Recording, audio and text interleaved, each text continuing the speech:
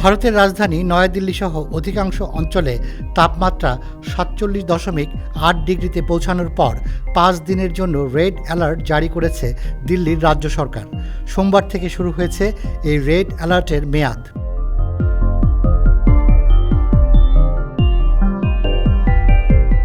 এদিকে ভয়াবহ গরম তাপপ্রবাহের কারণে দিল্লিতে সর্বোচ্চ পর্যায়ে পৌঁছেছে বিদ্যুতের চাহিদা। যেসব স্কুলে এখনও গ্রীষ্মকালীন ছুটি ঘোষণা করা হয়নি, গতকাল সোমবার রেড অ্যালার্ট জারির পাশাপাশি অবিলম্বে সেই সব স্কুলে ছুটি ঘোষণা করতে নির্দেশ দিয়েছে দিল্লির রাজ্য সরকার।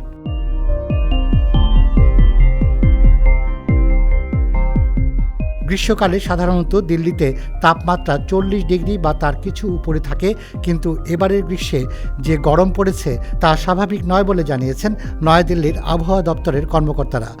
বিশেষ করে গত ৪ দিনের প্রতিদিনই তাপমাত্রা বেড়েছে ভারতের রাজধানী ও তার আশেপাশের এলাকাগুলোতে।